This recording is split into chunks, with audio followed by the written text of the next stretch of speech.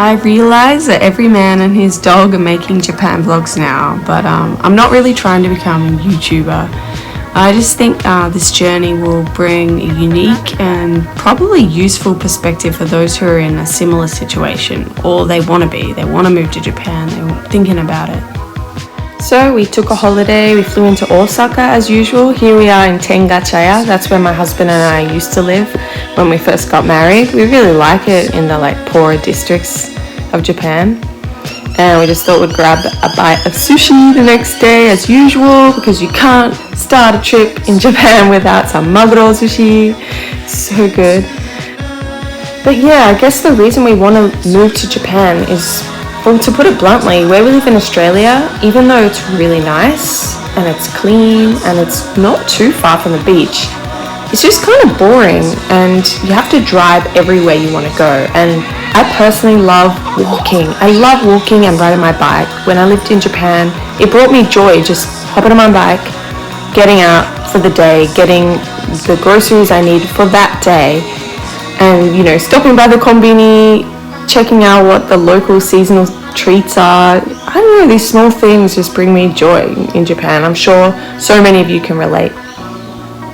So here we are in Yamashinaku. Kyoto is, I hate it and I love it at the same time. But Yamashina is cool. So we got the train to Gifu Prefecture. We're going to Gifu. I love Gifu so much. I've been eyeing off a house up on a hill in a town called Hagiwara. I always wanted to live in the mountains with a view of the mountains. Just a little bit of elevation would be really nice. So we got off the train. We are checking out the town here. It's a pretty nice town. It has everything from schools, you know, elementary school, high school, the shop, the post office. It's so peaceful. It's winter now too, so it was pretty deserted on a weekday, I think it was. Checking out the local sites on the way to the house. And here we are. This is the yard, this is the view. And yeah, obviously it's a little bit deteriorated because no one's lived there for a while, but it was built in the 80s. I'll go into some more details once we get inside of the history, but I am sneaking a view in the kitchen window because the real estate agent didn't turn up for ages. But yeah, it's exactly what we were looking for. Lovely plum blossoms, a beautiful view. Oh yeah, here's where the real estate turned up and I was rushing to get there. Finally inside. So this house was built, I think it was 1986 or something, by a father. He built it for his son.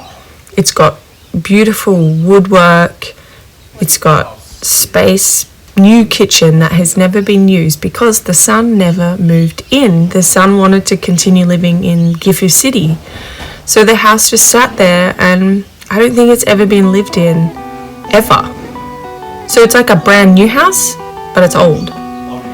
And it didn't really need much repair work, really. Everything functioned except the septic system was old. And that was going to cost $30,000 to renew. And I think this house was 75,000 Australian dollars. So it's still really cheap for a nice house in a nice town with a train station. But yeah, you had to add that money on.